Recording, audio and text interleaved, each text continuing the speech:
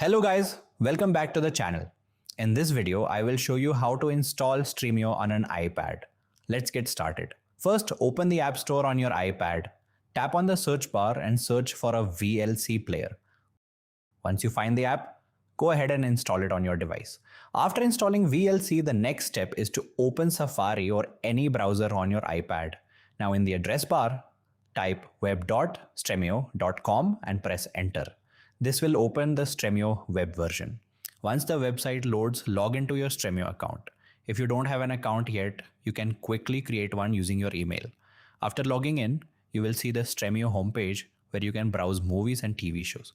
Now, if you open a movie and it says no streams were found, install add-ons. That is normal because Stremio itself does not host movies or shows. The streams come from add-ons, so the next step is to install an add-on. On the right side of the screen, click the add-on icon, which looks like a small puzzle piece. Inside the add-ons page, click on the Add Add-on button. Here, you will see an option called Paste Add-on URL. Simply paste the add-on link given in the description into the box and click Install.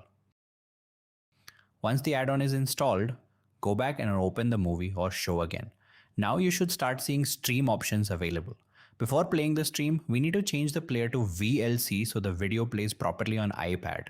To do this, look at the top right corner of the screen and click on your profile icon. From the menu, click on Settings. Once the settings page opens, scroll down until you find Player Settings. Here you will see an option called External Player under Advanced Settings. Click on it and select VLC as the external player. Now the setup is complete. Go back to any movie or TV show in Stremio and select a stream.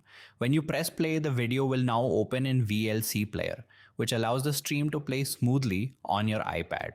And that's how you can use Stremio on your iPad. If helped, make sure to subscribe to the channel for more simple tech tutorials. Thanks for watching.